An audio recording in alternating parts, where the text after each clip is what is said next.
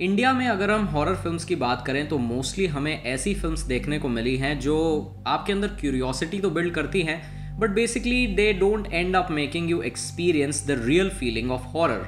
I am sure आपने कई सारी ऐसी हॉरर फिल्म्स देखी होंगी जिनको देखने के बाद आपको डर लगा ही नहीं। With the hope of watching many more films like Kaun which was released in 1999, horror genre को सिंसियरली जस्टिफाई करके और उसमें एक कैप्टिवेटिंग स्टोरी के साथ सस्पेंस के फ्लेवर को इंटेलिजेंटली ब्लेंड करके finally we got a chance to witness a cinematic spectacled.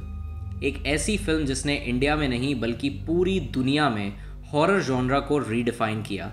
ये फिल्म साल 2018 में रिलीज हुई थी और इसका नाम था Tumbbad. I am sure that India में हॉरर जॉनरा को फॉलो करने वाले बहुत सारे डाई हार्ड फैंस हैं, but most of them had to face regular disappointments in the theatres. लेकिन तुम्बाड़ की रिलीज के बाद ऐसा लगा जैसे कि ऑडियंसेस की सारी खोई हुई उम्मीदें वापस आ गई हों। वो लोग जो इंडिया में बनने वाली सो कॉल्ड हॉरर मूवीज को देखकर थक चुके थे, Tumbbad became the beacon of hope for those fans.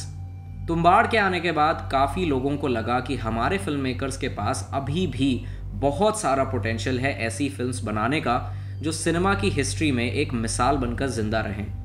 बस उन्हें एक चांस मिलना चाहिए।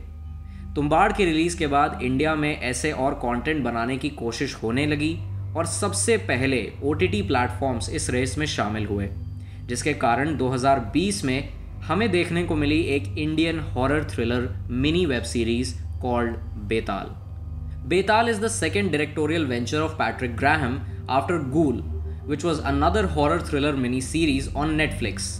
Now what's interesting is that Ghoul की रिलीज के दौरान किसी ने भी इसे तुम्बाड़ के साथ कंपेयर नहीं किया था, लेकिन बेताल की रिलीज के बाद everyone started comparing it with Tumbbad. Now to understand the sudden rise of comparisons, I watched बेताल और मुझे समझ आया कि ऐसा इसलिए हो रहा है क्योंकि तुम्बाड़ और बेताल इन दोनों कहानियों का जो मॉरल फाउंडेशन एंड कॉन्फ्लिक्ट है that leads to the emotional motivation for the characters is the same, greed यानी कि लालच। तुम्बाड़ में हम देखते हैं किस तरह 3 जनरेशन्स एक खजाने की खोज में अपने परिवार के साथ साथ अपनी इंसानियत को भी दांव पर लगा देती हैं, और बेताल में हम देखते हैं कि किस तरह एक इंसान लालच की आग में डूबकर कुछ ऐसा काम करता है जो केवल उसकी नहीं बल्कि पूरी दुनिया की सुख शांति को बर्बाद कर देता है। इससे पहले मैंने तुम्बाड़ सिर्फ एक बार देखी थी because the experience of watching that film for the first time was so overwhelming, और शुड आई से अनएक्सपेक्टेडली ओवरवेलमिंग। मुझे इस फिल्म ने एक बहुत बड़ा प्लेजेंट सरप्राइज दिया था, और ये बात सुनने में आपको थोड़ी सी वियर्ड लगेगी, लेकिन मैंने डिसाइड किया था कि मैं इस फिल्म को दोबारा नहीं देखूंगा because I don't want to kill that experience and that surprise element which was offered by the film.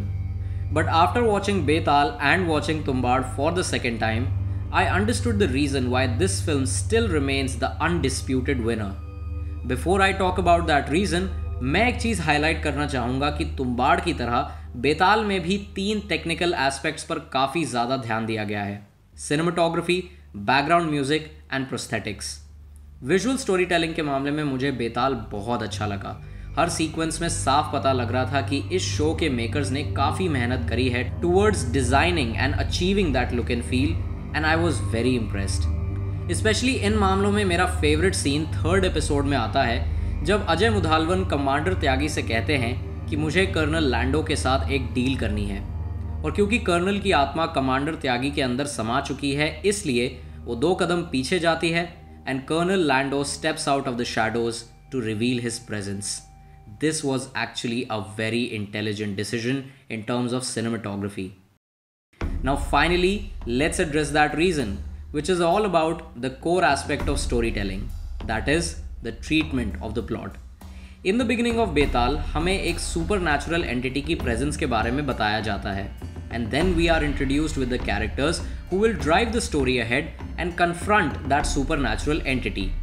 पहले 2 एपिसोड में ये सारे कैरेक्टर्स कर्नल लैंडो और उसकी आर्मी से लड़ते हैं, और फिर बाकी 2 एपिसोड्स में हमें पता चलता है कि आखिर बेताल कौन है, उसका श्राप क्या है, कर्नल लैंडो कौन है, वो भूत कैसे बन गया। इन सभी सवालों के जवाब हमें मिलते हैं। But the way the story of Betaal gets revealed looks very scattered. बहुत कोशिश करते हैं हम to connect the dots and formulate the story in our heads, but पता नहीं क्यों वो इम्पैक्ट, वो रिलेटेबिलिटी जो शुरुआत में डेवलप हुई थी ना, वो कहीं खो जाती है।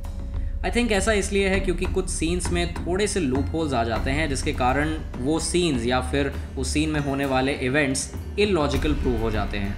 और मुझे सबसे ज़्यादा बुरा लगा अहाना कुमरा के कैरेक्टर के लिए, जिनको एक ब्रेव सोल्जर की इमेज के साथ इंट्रोड्यूस तो किया गया, लेकिन उनके कैरेक्टर को थोड़ी और डेप्थ मिलती तो हम उनसे काफ़ी ज़्यादा कनेक्ट कर पाते। लेकिन अगर हम तुम्बाड़ की बात करें तो यहाँ पर इस फिल्म का स्टोरी ट्रीटमेंट बिल्कुल ऑपोजिट तरीके से होता है, and that works flawlessly. Film की शुरुआत में ही हमें बेसिक स्टोरी लाइन के बारे में बताया जाता है। We get to know about the supernatural entity and we get to know exactly how everything began.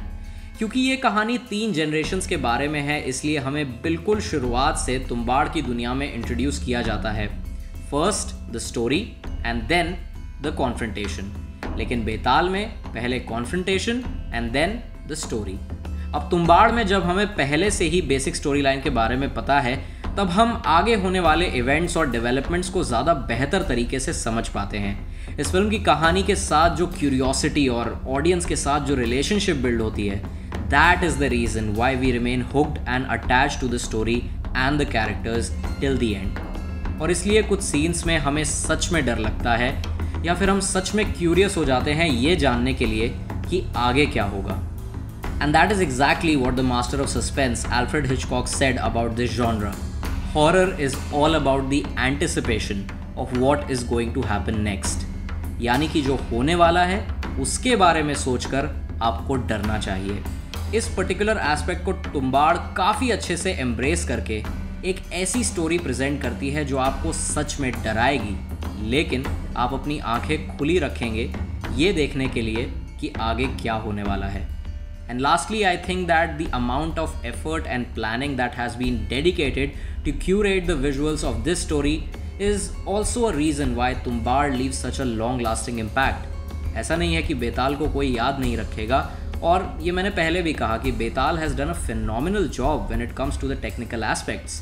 लेकिन जब बात आती है स्टोरी टेलिंग की या फिर कैरेक्टर बिल्डिंग की, I don't think there is any film better than Tumbbad. Anyways, that was me talking about my reason why Tumbbad is better than बेताल, और अगर आप इस रीज़न से अग्री करते हैं तो मुझे कमेंट्स में ज़रूर बताएं। Till then, my name is Porush. You're watching the 70mm show. Long live cinema.